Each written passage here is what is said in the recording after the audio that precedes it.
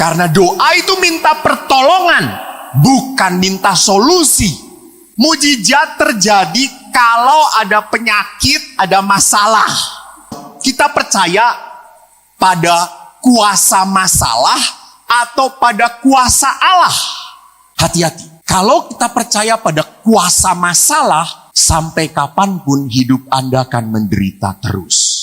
Berkat Allah itu tidak pernah berhenti. Berkat itu gratis. Tapi berguna atau tidak tergantung Anda. Jadi kalau Anda sudah diberkati, jangan pernah lupa berkat itu akan lestari kalau kau memenuhi janji Tuhan. Allah itu tidak menjanjikan hidup yang nyaman, yang enak, yang gampang. Allah itu menjanjikan apa? Kekuatan. Dan terbebas dari lukamu, tetapi apa? Ampunilah yang menyakitimu.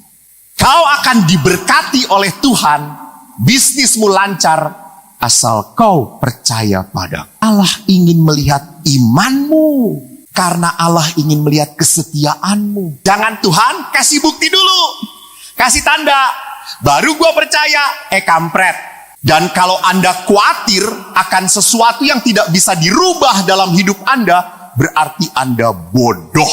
Ada juga sih ada yang ngomong gini, Romo, saya tuh sudah ngomong dengan Tuhan, tapi Tuhan tidak menjawab apa-apa. Terus saya berkata, lu kalau Tuhan turun dan menjawab kamu, mati lu. Tetapi ingat, doa itu diam-diam bekerja. Ingat, Tuhan tidak memberi solusi, Tuhan memberi pertolongan. Dalam nama Bapa dan Putra dan Roh Kudus. Amin. Shalom. Kalau kita berbicara tentang luka dan kepahitan, tidak ada seorang pun di sini hidup tanpa luka. Tidak ada orang di sini hidup yang tidak pernah sakit hati.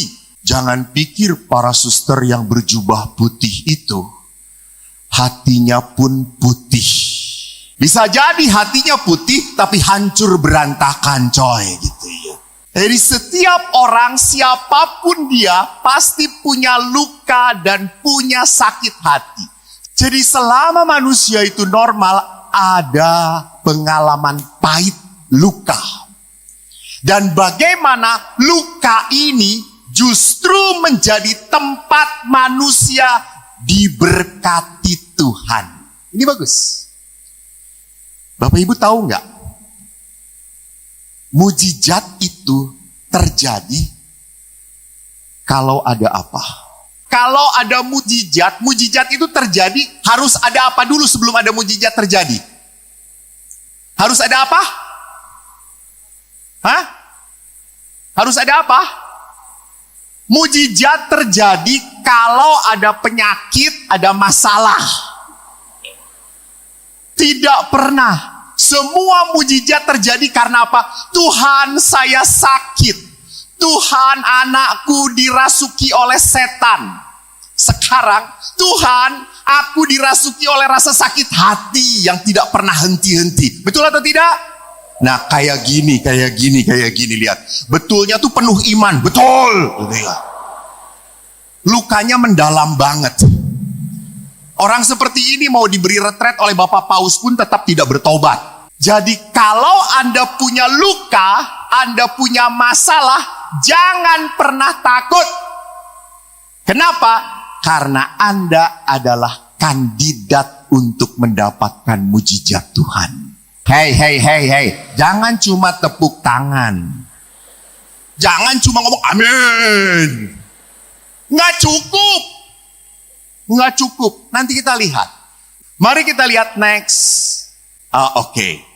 Orang terluka selalu berusaha untuk apa? Menghindari orang-orang yang melukai. Betul. Misalnya nih jengkel dengan pasturnya. Pada saat jengkel dengan pasturnya, pastur datang dari depan, kita ke kanan. Kalau jengkel dengan pasturnya, langsung ada ngomong, nggak akan kolekte saya. Jadi yang namanya orang terluka itu selalu menghindari orang-orang yang membuat terluka. Dan orang terluka selalu paling mudah apa? Menyalahkan orang lain. Dia yang membuat saya menderita. Suami saya yang membuat hidup saya seperti ini. Orang tua saya yang membuat hidup saya terkutuk. What?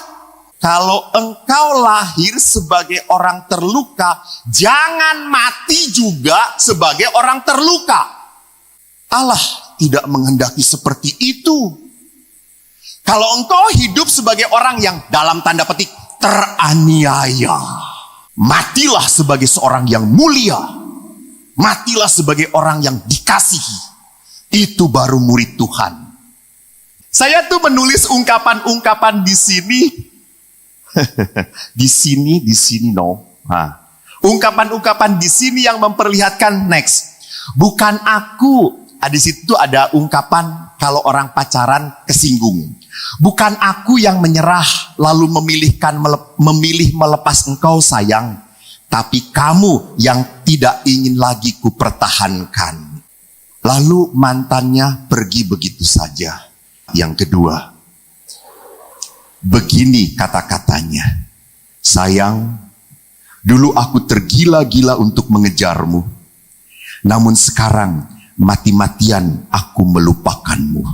Karena aku sudah jadi romo paroki katedral. Dan akhirnya pacarnya itu pun menulis buku harian. Perempuannya ngomong gini, sayang, terima kasih. Kau sudah hadir dalam hidupku, mengisi hari-hariku dengan pelangi-pelangi cinta. Walaupun akhirnya kau pergi ke lain hati. Dan dia adalah Yesus. Dan wanita itu kelepek-kelepek. Saudaraku, lihat. Orang terluka adalah orang yang selalu melihat bahwa dirinya adalah objek penderita. Dan orang terluka, kenapa tidak pernah bisa lepas dari luka? Kenapa tidak pernah lepas dari penderitaan? Karena seperti ini.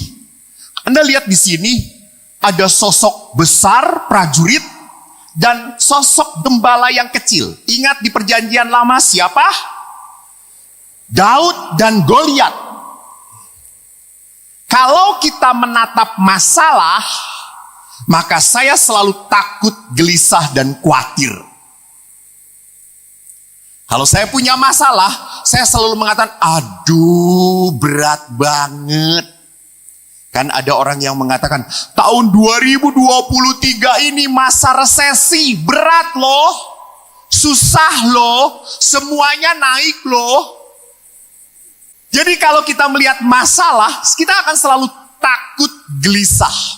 Dan kalau kita melihat diri kita selalu berkata, tidak mungkin, tidak berdaya, tidak mampu. Gak bisa Romo, gak bisa. Saya paling sedih kalau sudah ada yang konsultasi. Romo, saya punya masalah ini. Ya sudah kayak gitu. Aduh gak mungkin, sudah dicoba. Coba yang ini juga gak mungkin gitu ya. Yang ini ya udah pernah gak bisa juga gitu. Terus akhirnya saya ambil pisau. Nah coba yang ini. Mantap gitu. Jadi orang itu kenapa mengatakan tidak bisa? Karena dia terlalu besar melihat masalah. Dia lupa untuk melihat Allah. Ini yang menyedihkan. Mari kita belajar dari Daud. Daud itu bagus banget pengalamannya. Ada di dalam kitab pertama Samuel. Bab 17 ayat 1 sampai 58. Dikatakan di bab 17 ayat 4 begini. Tampillah keluar seorang pendekar tentara orang Filistin. Oh begini. Jadi waktu bangsa Israel diberi tanah terjanji. Apa nama tanah terjanji? Orang Israel dari Mesir diberi tanah terjanji. Nama tanah terjanji itu adalah, tanah terjanji itu Kanaan. Waktu mau memasuki kota Kanaan, mereka harus menghadapi bangsa-bangsa besar. Salah satu bangsa besar adalah Filistin. Maka pada saat mereka menghadapi bangsa besar, Filistin dan Israel, tentara-tentaranya berperang. Tahu berperangnya bagaimana? Mereka berperang. Dan tentara Israel ada di tanah Gad, di lembah. Filistin di dataran. Jadi kalau mereka menyerang, itu capek duluan. Jalan, dihajar, mati. Maka mereka saling menunggu. Karena akhirnya tidak pernah selesai masalahnya, akhirnya dikenal dengan apa? Pahlawan kamu siapa? Pahlawanku siapa? Jagoan kamu siapa? Jagoanku siapa? Kita beradu. Jagoanmu kalah, lu semua tunduk sama gue. Jagoan gua kalah, kita tunduk pada kamu. Maka orang Filistin mendatangkan yang namanya siapa? Goliat. Dikatakan Goliat tingginya 6 hasta sejengkal. Beberapa mengatakan tinggi. Dan kalau Goliat itu 3 meteran, berarti 2 kali lipat tinggi saya. Dan dikatakan apa? Dia memakai baju zirah, ketopong tembaga, dan berat baju zirah itu 5.000 shikal tembaga. Baju perangnya itu beratnya kurang lebih 57 kilo. Kuat banget orang itu. Dan tombaknya kurang lebih 600 shikal besi berat. Berapa itu? 7 kilo. Dipegang oleh tangan satu. Dengan entengnya. Jadi memang orang Filistin percaya banget pada siapa? Goliat. Pasti menang. Dan rupanya bukan hanya orang Filistin yang percaya, orang Israel juga percaya. Maka di ayat 10 dikatakan, next. Pula kata orang Filistin, aku menantang hari ini barisan Israel. Dan ketika Saul dan segenap orang Israel mendengar perkataan orang Filistin, maka cemaslah hati mereka dan sangat ketakutan.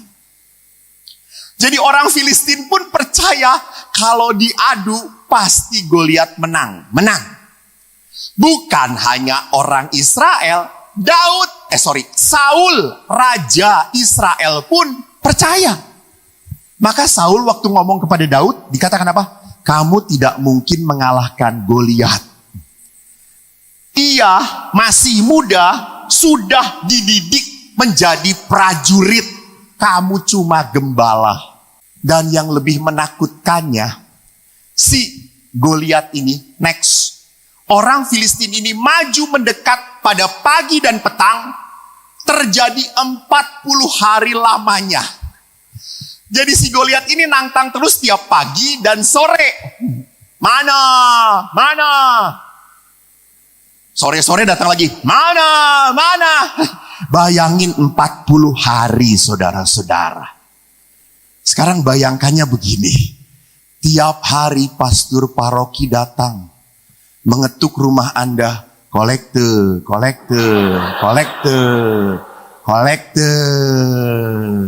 Anda memberi bukan karena rela, karena apa?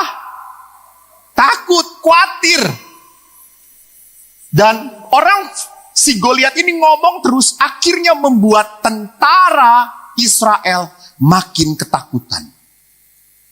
Jadi perhatikan, masalah itu biasanya selalu kita pikirkan. Ya, apalagi ibu-ibu susah tidur. Bapak-bapaknya sudah berbunyi paduan suara 4-5 suara kan dari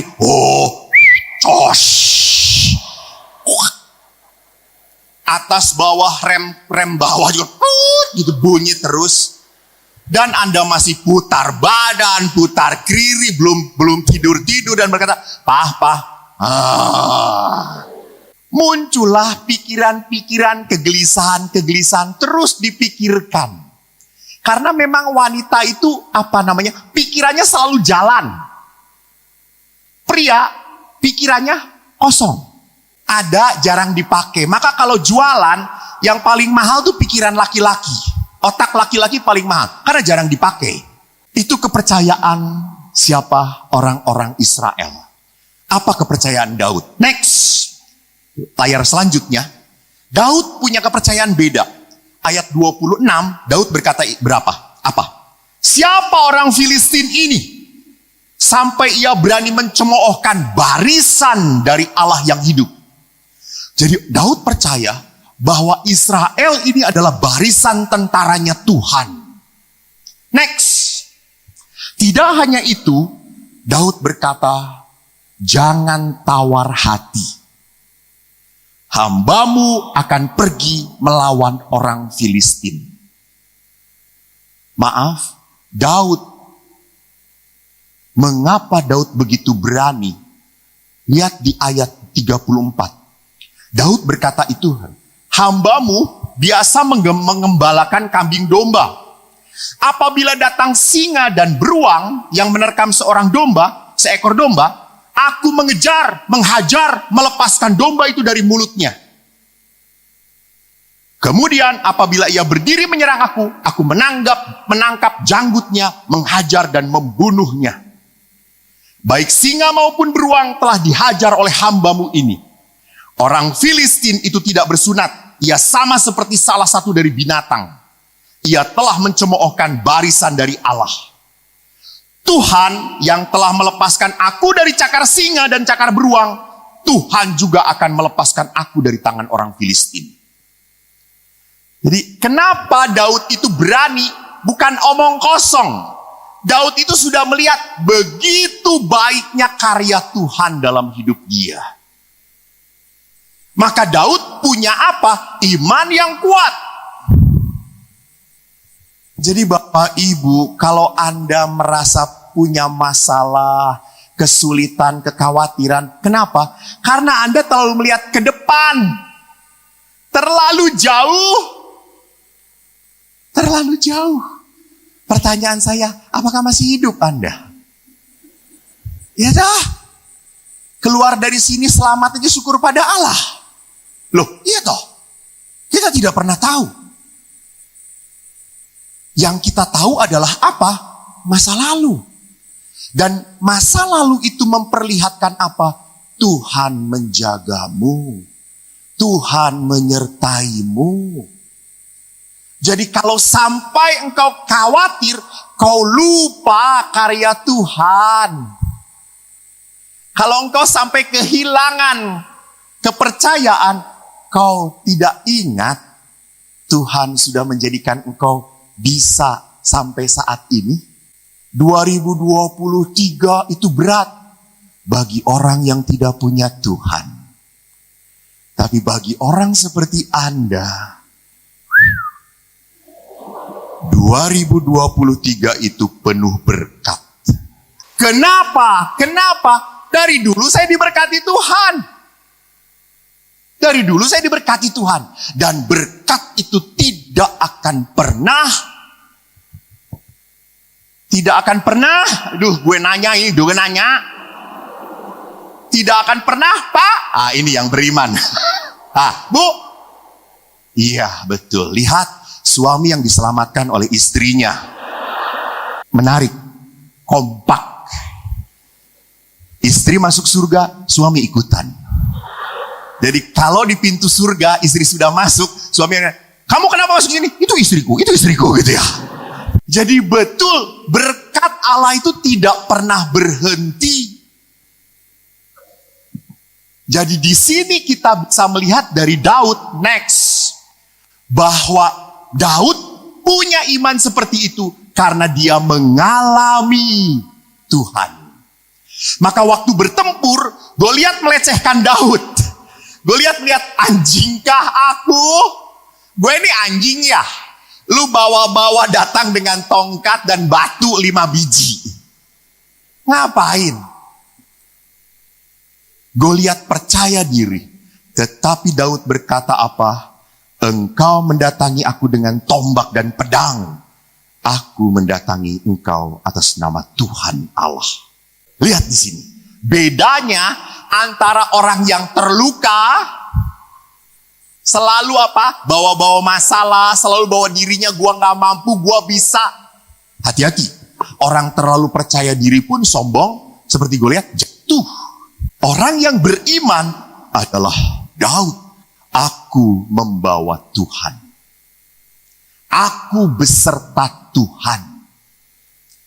Nah saudaraku, next, mari. Kita lihat seperti Daud. Kita percaya pada kuasa masalah atau pada kuasa Allah. Hati-hati. Kalau kita percaya pada kuasa masalah, Sampai kapanpun hidup Anda akan menderita terus. Sampai kapanpun. Anda didoakan oleh siapapun, nggak bisa. Suatu saat saya ikut resepsi, ada seorang anak laki-laki gelisah, bolak-balik. Lalu saya tanya, "Nak, kenapa kamu kok gelisah?" "Romo, besok aku banyak tugas, banyak ulangan, aku belum belajar. Ini mama nggak pulang-pulang, ayo mau pulang saya mau beresin." "Terus kamu kenapa ikut undangan ini?" "Ya disuruh mama. Karena ini saudaranya mama." "Oh ya sudah, mari kita doakan supaya mama kamu bertobat." Lalu tak lama kemudian saya pulang. Mama dan anak-anak juga pada pulang. Lalu anaknya tuh ngikutin saya sebelah saya. "Romo, kamu?" "Ya udah mau pulang Romo." "Oh bagus." Mamanya tuh dari jauh teriak, "Nah, itu kan kamu dengan Romo. Katanya besok kamu ulangan, banyak tugas, minta didoakan sana sama Romo." Apa yang terjadi? Anak itu bukan menghadap saya, dia balik kepada mamanya. "Mak, mau didoakan nama Paus juga tetap nggak bisa kalau nggak belajar," kata dia itu. Mamanya ini percaya, salah atau tidak? Mamanya ini terlalu percaya pada kuasa Allah, tapi tidak benar. Jadi kalau percaya pada kuasa Allah itu bukan berarti saya bisa ongkang-ongkang, bisa diem. Ada orang yang minta, "Tolong Romo doakan saya dapat jodoh." Nggak pernah pergi kemana-mana. Terus saya berpikir, jodoh kamu cecak ya nak ya, gitu kata saya. Gadis lain minta, juga diminta jodoh, kan biasa tuh banyak wanita-wanita yang karena gelisah pulang ke rumah, mamanya selalu bertanya, mana pasanganmu gitu ya. Lalu akhirnya dia bagaimana dapat jodoh, dia minta jodoh, tapi mainnya selalu di frateran. "Kamu mau cari apa?" kata saya tuh. Jadi perhatikan bahwa kalau kita terlalu percaya pada kuasa masalah, maka kuasa Allah akan kita lupakan. Apa yang membuat kita percaya pada kuasa masalah? Next, kita punya kekhawatiran. Next. Ya. Apa kekhawatiran kita? Pekerjaan, ekonomi. Kita suka takut. Maka kita kerja keras supaya punya penghasilan banyak. Kita kumpulkan. Kita berpikir kalau kita punya banyak, aman, nyaman. Saya suka sedih dengan bapak-bapak yang kerja keras gitu. Setelah punya banyak segala-galanya, piansui. Diam aja gini. Jadi uang banyak itu hanya habis untuk beli tisu, saudara-saudara. Kasihan banget. Dia cari rejeki tapi dia lupa untuk menikmati berkat. Hati-hati.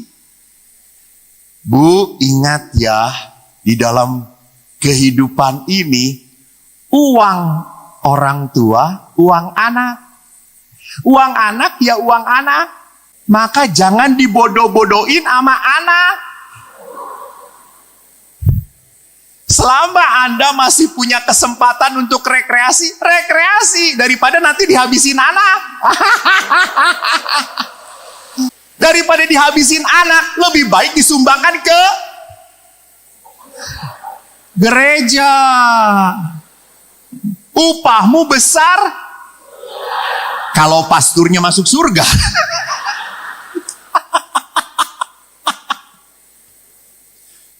Yang berikutnya adalah kesehatan. Next, sering kali kita punya kesehatan yang tiba-tiba rapuh. Tiba-tiba sakit. Nggak bisa jaminan. Kita olahraga, belum tentu besoknya sehat. Ada yang olahraga mati. Ya toh? Tidak ada yang merokok mati. Dengan demikian, merokok lebih sehat daripada olahraga. Kan tidak bisa dijadikan jaminan. Ada seorang pastor, aduh sehat banget, makannya pun teratur. Saking teraturnya, itu kalau makan pepaya, bijinya juga dimakan. Kata saya itu, kenapa? Terus dia kan orang pastor Belanda, kamu bodoh, biji pepaya bagus untuk kesehatan. Saya nyobain, kok gak enak ya gitu ya. Lalu pastor itu tak lama kemudian meninggal. Saya akhirnya berhenti juga gitu ya. Jangan-jangan diketemukan penuh pohon pepaya di sini gitu ya. Jadi lihat, ada orang yang sakit berkepanjangan sampai akhirnya tidak bisa apa-apa lagi. Bahkan banyak sekali yang mengatakan kalau udah sakit, menderita, akhirnya marah pada Tuhan. Romo, apa salah saya? Sampai saya harus menerima sakit yang seperti ini. Kan kebanyakan seperti itu. Kalau kanker, kalau tumor, penyakitnya nggak sembuh-sembuh, selalu berkata, Tuhan, apa salah saya? Saya rajin ke gereja, berdoa terus, kok sakit? Dia ke gerejanya cuma setahun sekali. Sehat terus. Kalau gitu gue juga setahun sekali. Malah mati dianya gitu ya. Hei Bapak Ibu, ingat bahwa kesehatan itu bukan menunjukkan ini cobaan dari Tuhan. Ini adalah bentuk kerapuhan hidup manusia. Kita rapuh. Dan kalau orang sakit, umumnya itu Yang lebih sakitnya di pikiran dia. Jadi yang membuat dia makin menderita itu karena pikirannya. Kan ada seorang oma datang. Oma itu kalau datang ke tempat saya selalu ngeluh. Karena dia cucunya jauh, suaminya sudah meninggal. Oma itu datang ngomong keluhannya. Saya terima. Lalu suatu saat oma itu mengeluhnya membuat saya tertawa. Dia mengatakan, Romo, saya udah gak tahan hidup. Kenapa, Mak? Sakit, saya mau mati aja. Terus dia ngomong, jangan lupa buat surat wasiat. Cantumkan nama saya. Si Romo ini. Kenapa sakitnya? Saya sakit dari kepala sampai kaki sakit semuanya, Oma. Romo. Terus itu, coba pegang kepalanya. Dia pegang pakai jarinya. Dia bilang, coba pegang kepala. Aduh. Iya. Lalu saya berkata, coba pegang dadanya. Au. Coba pegang lutut. Aduh. Terakhir, tangan pegang. Wih, iya. Lalu saya pegang, saya lihat jarinya bengkak, saudara-saudara. Oma, yang sakit bukan dari ujung kepala sampai ujung kaki. Jari Oma bengkak, kata saya itu. Terus dia berkata, enggak. Sini saya buktikan. Saya masukkan ke lubang hidung saya. Aduh. Nah, kata saya itu kan. Lihat, saudara-saudara. Kalau orang sakit, pikirannya akan semua badannya jadi sakit. Karena apa? Karena kalau orang terhisap oleh masalah, dia lupa untuk melihat berkat Allah. Maka next, rasa sakit yang paling sulit dihadapi adalah apa? Rasa sakit kecewa, marah, yang tak tuntas. Kemarahan sering terjadi antar pasangan suami istri. Itu yang menyebabkan luka. Suami diam saja, istri banyak omong. Emang diciptakan seperti itu, saudara-saudara, gitu ya. Itulah sebabnya kalau rekreasi pastur, saya pernah rekreasi dengan pastur 5 hari dengan para pastur seperti retret, saudara-saudara. Tenang semuanya. Paling-paling kan pastor, panas ya? Iya. Kita kemana lagi? Nggak tahu. Kita makan apa? Yang enak aja di sini. Laki-laki, you know. Kalau perempuan ziarah dengan ibu-ibu, saudara-saudara, 3 hari 3 malam, ngomong semua punya apa? Langsung makan di sini enak, makan di situ enak. Jadi kalau saya habis ziarah 3 hari pulang ke pastoran, langsung saya buang semuanya. efek-efek negatif dari kepala saya. Jadi masalahnya, saya itu butuh teman untuk diajak bicara, tetapi pasangan capek. Karena yang dibicarain hal-hal itu saja. Itu lagi. Dan kalau ngomong pun selalu salah. Betul para suami? Karena istri itu adalah apa? Tidak pernah salah. Ingat itu. Ini hukum utama dan pertama. Anda mau ngomong kepada istri kayak gini, sudah kamu nggak tahu apa-apa. Lalu suami, ya udah diam. Pernah seorang suami, waktu pacaran pastor dia itu banyak sekali kita cerita bareng-bareng. Tapi pastor setelah 15 tahun suami saya itu diem aja. Kenapa ya pastor? Lalu saya tanya ke suami, Pak, kenapa? Waktu pacaran Bapak banyak omong, cerita-cerita. Sekarang setelah berumah tangga, Bapak jarang ngobrol. Romo lihat istri saya. Bagaimana mungkin saya bisa ngomong? Nggak sempet, nggak ada pause. Kayak pidato. Saya ngomong, Mah, sebentar, dengerin dulu. Lihat, relasi itu seringkali tidak mudah. Tidak ada relasi yang baik-baik saja. No fine. Para pastor pun sama. Kita seringkali kecewa. Jangan pikir para pastor yang senang kunjungan umat itu adalah pastor yang baik. Ya, belum tentu. Jangan-jangan dia menghindari temannya. Tidak di sini. Tidak ada pastor di sini. Daripada makan dengan pastor yang gak cocok, lebih baik ke umat. Kan umat, aduh Romo. Apalagi ibu-ibu toh, wah ngasih kepada Romonya yang bagus-bagus.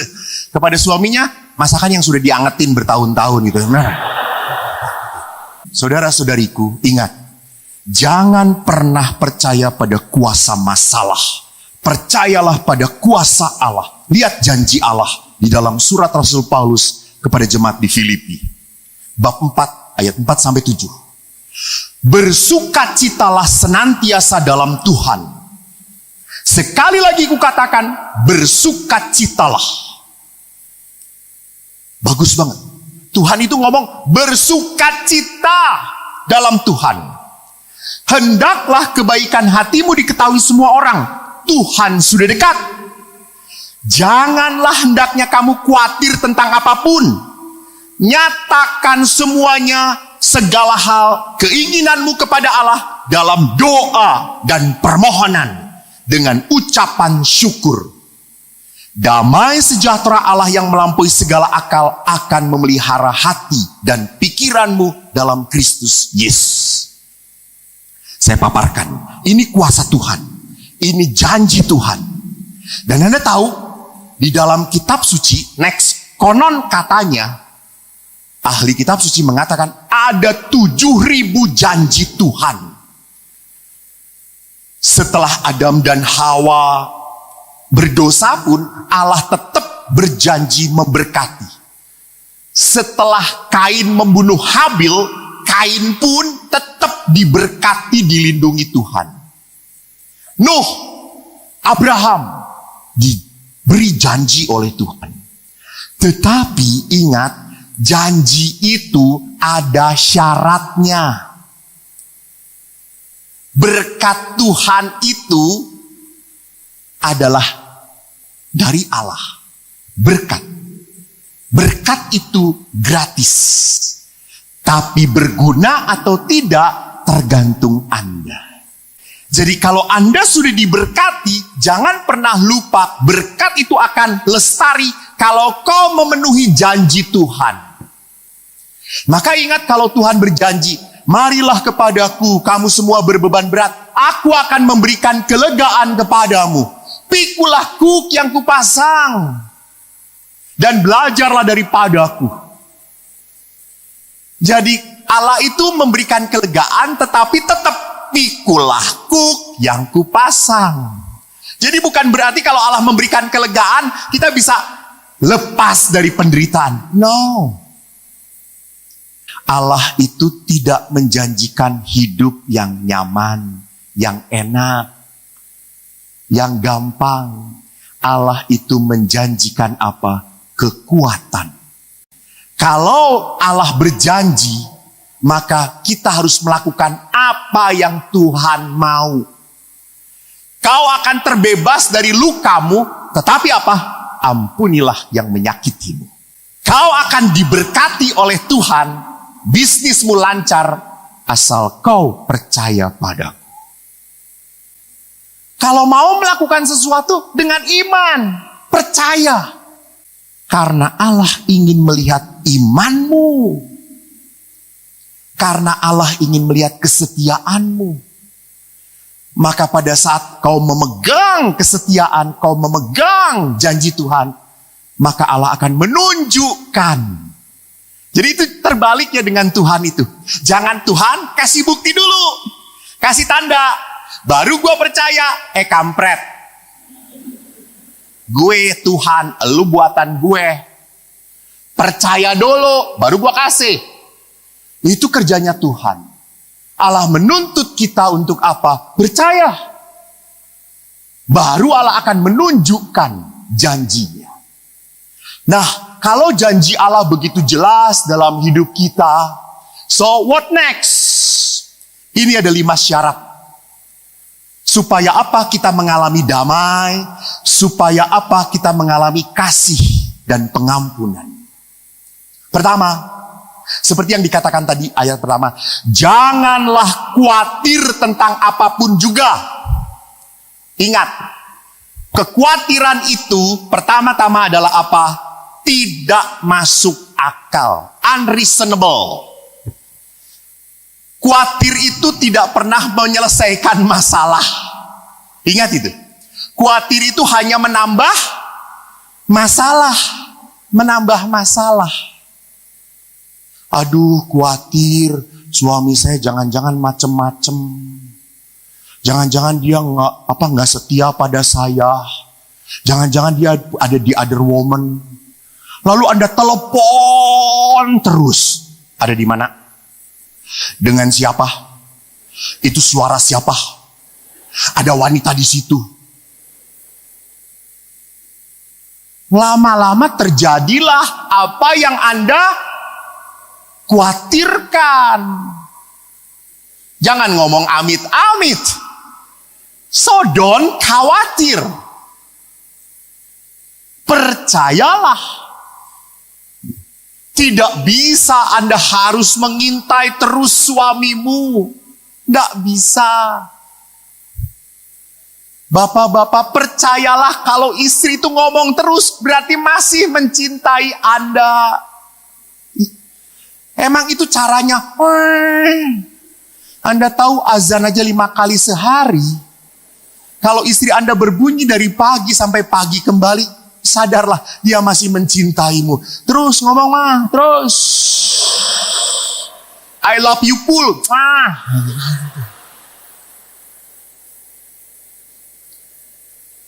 Hei bapak ibu, bapak-bapak, kalau istri Anda ngomong terus peluklah dia. Mah istirahat dulu sebentar ya. Kasih minum, mama istirahat dulu. Minum. Narik napas dulu. Setelah habis, ayo ngomong lagi.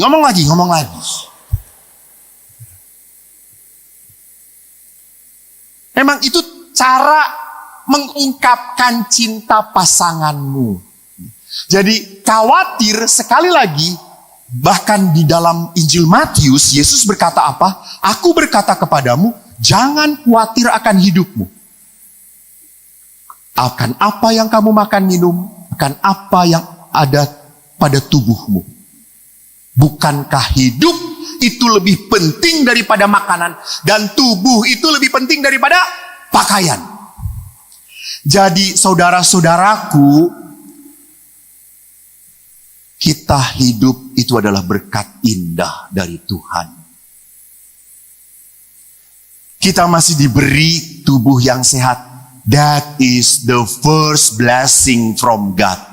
Nikmatilah. Nggak perlu khawatir. Dan kalau Anda khawatir akan sesuatu yang tidak bisa dirubah dalam hidup Anda, berarti Anda bodoh. Bodoh. Udah jelas-jelas gak bisa dirubah. Nggak perlu dipikirin. Terimalah. Ya Pak. Jadi jangan pernah merubah istri Anda supaya tidak cerewet. No. Mati dia.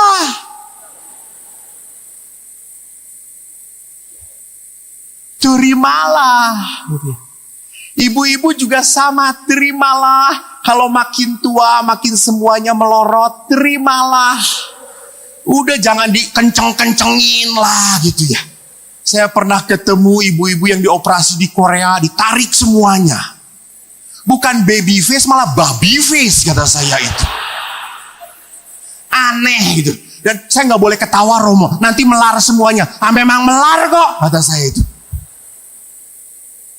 Bu, terimalah, terimalah.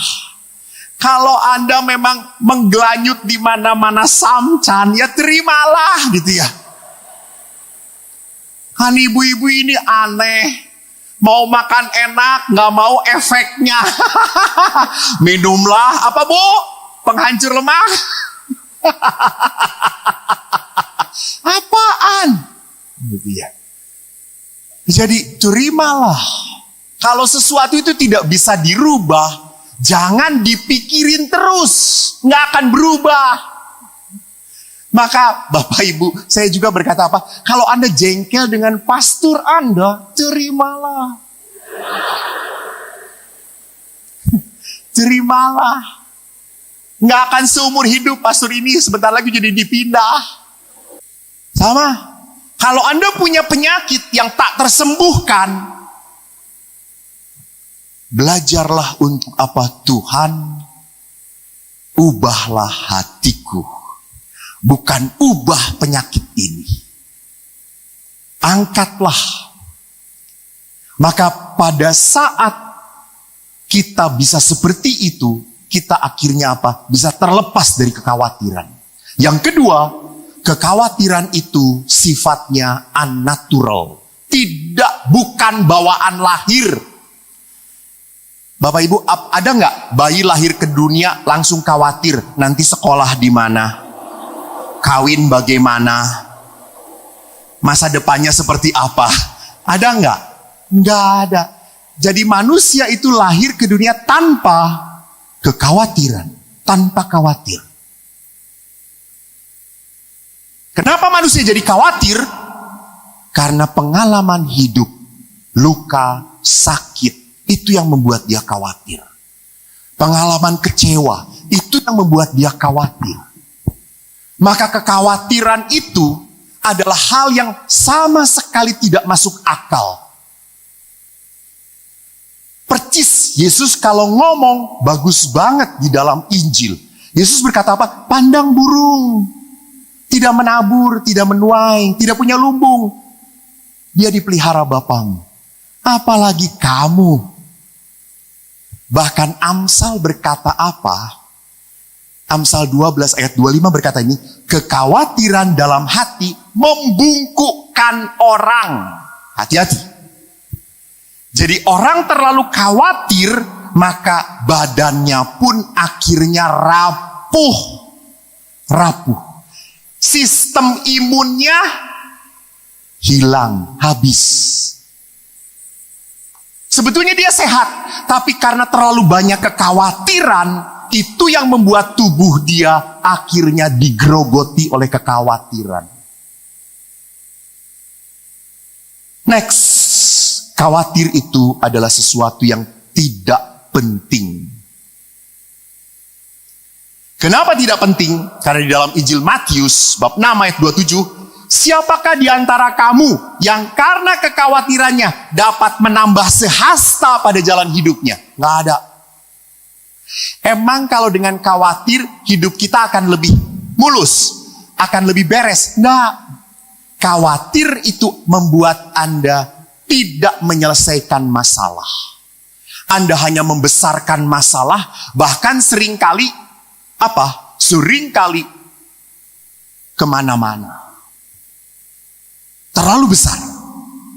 Maka khawatir itu sama dengan kebahagiaan. Sebuah pilihan hidup. Anda mau khawatir atau mau belajar apa? serahkan. Di dalam surat Rasul Petrus yang pertama mengatakan apa? Bab 5 ayat 7. Serahkan segala kekhawatiranmu kepadanya, sebab Allah yang memelihara kamu. Lihat, kita ini dipelihara Allah. Kalau Anda sampai khawatir, Anda adalah orang ateis. Anda tidak percaya Tuhan. Kita itu dipelihara Allah. Maka kita jelas hidup kita sekali lagi tidak masuk akal kalau kita khawatir. Yang kedua, supaya kita mendapatkan kasih, pengampunan, damai sukacita adalah apa? Yang kedua, tadi dikatakan, nyatakanlah dalam segala hal keinginanmu kepada Allah dalam doa dan permohonan. Jadi, berdoalah setiap saat. Bicarakan semuanya pada Tuhan. Kalau engkau panik, berdoalah. Kalau engkau khawatir, puji-pujilah Tuhan. Maka Yakobus berkata apa? Kamu tidak memperoleh apa-apa karena kamu tidak berdoa.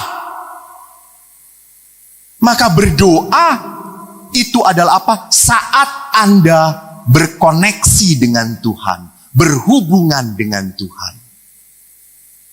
Saat seorang anak diam di dalam bapaknya. Itu nanti kita rasakan di adorasi. Coba, bicarakan. Ada juga sih ada yang ngomong gini, Romo saya itu sudah ngomong dengan Tuhan, tapi Tuhan tidak menjawab apa-apa. Terus saya berkata, lu kalau Tuhan turun dan menjawab kamu, mati lu. Loh, Musa aja bertemu Tuhan, apa yang dilakukan oleh Musa? Menutup wajahnya. Karena Tuhan itu maha besar, tidak layak. Jadi kita berbicara dengan Tuhan adalah apa? Adalah percaya melepaskan. Dengan Tuhan itu kita tidak cari solusi, bukan. Dengan Tuhan itu kita cari pertolongan. Bukan cari solusi, pertolongan.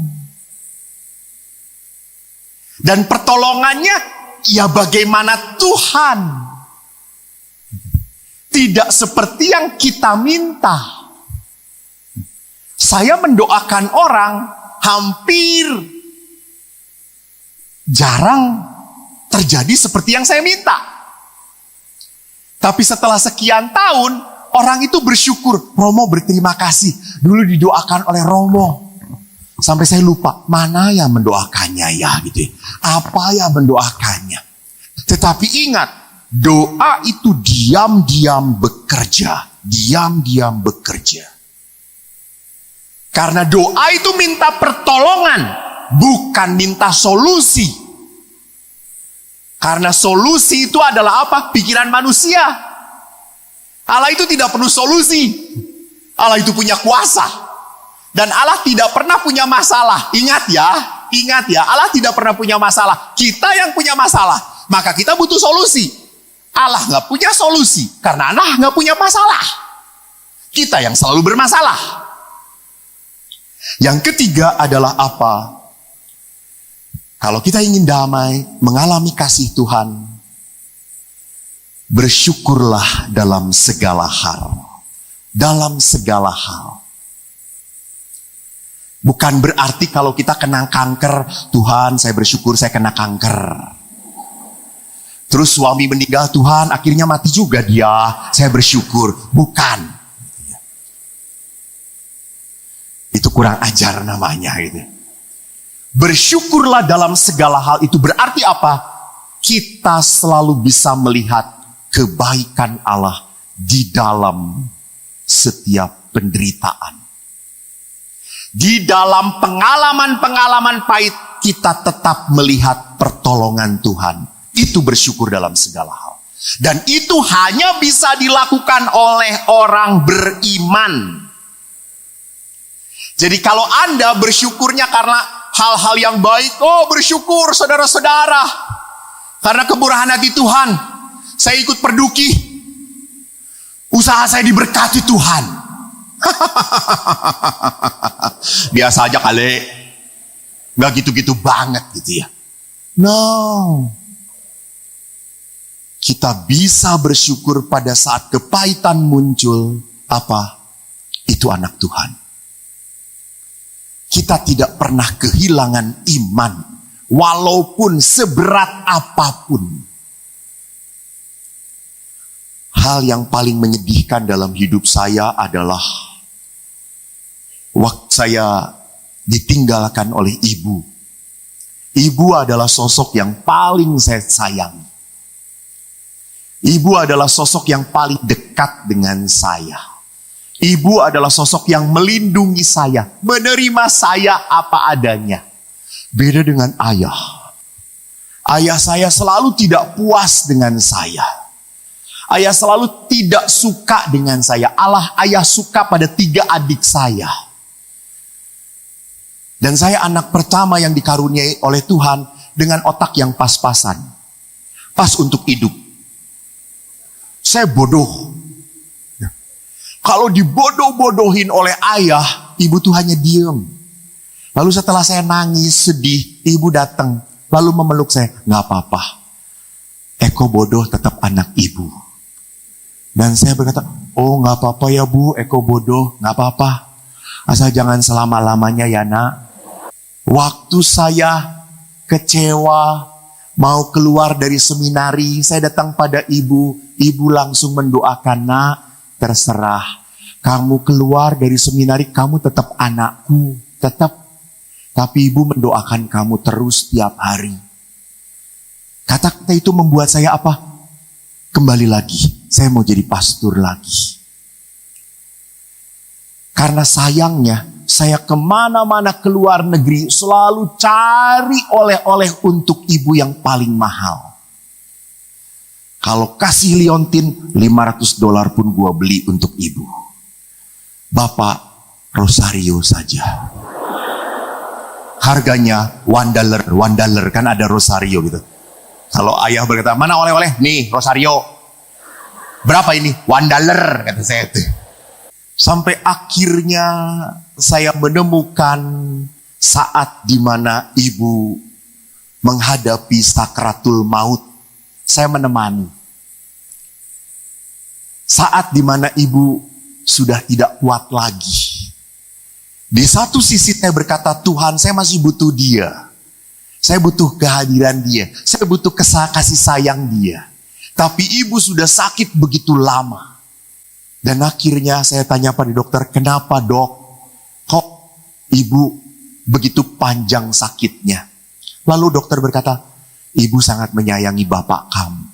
Lalu akhirnya saya berkata pada bapak, Pak, bapak sudah menyerahkan ibu? Sudah.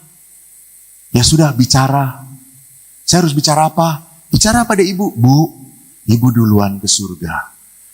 Saya nanti ikut. Saya sedih melihat kamu menderita. Bapak marah pada saya. Saya harus ngomong seperti itu pada istriku. Romo yang ngomong. Sabda. Dan ayah taat, saudara-saudara. Dulu saya taat pada ayah. Saat itu ayah taat pada saya. Dan betul saudara-saudaraku, setelah ayah berkata kepada ibu, memang menangis mereka berdua. Saya melihat, dan setelah itu 2 hari kemudian, ibu meninggal di tengah-tengah kami. Dan ayah bicaranya sungguh indah. Ayah berkata apa? Saya bahagia, ibumu sudah tidak menderita sakit lagi. Dan sekarang saya yang sakit. Saya kehilangan orang yang saya sayangi. Lihat misteri kehidupan, saudara-saudariku. Jadi kalau demikian kita harus percaya apa? Kita harus belajar mensyukuri setiap saat itu adalah berkat Tuhan. Maka orang itu hanya bisa berbahagia kalau bisa bersyukur. Ingat itu. Di saat Anda tidak pernah bisa bersyukur, hidupmu tidak pernah bisa bahagia. Yang keempat, pikirkanlah hal-hal yang baik dan positif. Jangan pikiranmu terpolusi oleh pikiran-pikiran jelek.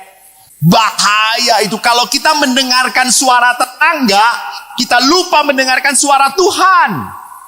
Kita jadi gelisah terus. Jangan polusikan pikiran kita. Maka surat Rasul Paulus kepada jemaat di Filipi ngomongnya bagus. Saudara-saudaraku, semua yang benar, semua yang mulia, semua yang adil, semua yang suci, semua yang manis, semua yang sedap didengar, semua baik yang patut dipuji, pikirkan semua itu. Dan kalau semua yang baik, semua yang manis, semua yang benar, siapa itu? Tuhan. Jadi jangan lupa, pada saat memandang masalah, saya selalu takut, gelisah, khawatir. Saat sendiri, saya akan merasa tidak mampu, tidak bisa, tidak kuat. Saat saya memandang Allah, saya punya kekuatan. Jadi tataplah Tuhan. Dan yang terakhir, kelima, belajarlah untuk merasa puas, cukup. Pak, Bu, nanti pada saat doa adorasi, peganglah pasanganmu. Jangan salah pasangan. Belajarlah Tuhan, ini berkat darimu. Belajarlah puas. Orang belajar cukup, puas, itu apa artinya? Orang itu tidak menunda kebahagiaan. Tuhan itu mau memberkati bukan besok, bukan dulu, but now. Sekarang. Maka kalau kita tidak pernah merasa cukup, puas, kita tidak akan pernah merasa diberkati. Kita sadar bahwa segala perkara dapat kutanggung di dalam Dia, Allah yang memberikan kekuatan. Maka relasi dengan Allah itu penting. Mengapa kita tidak damai? Karena kita tidak berdamai dengan Allah. Oleh karena itu, malam hari ini kita akan menutup dengan adorasi. Kita tahu adorasi itu penyembahan sakramen Maha Kudus.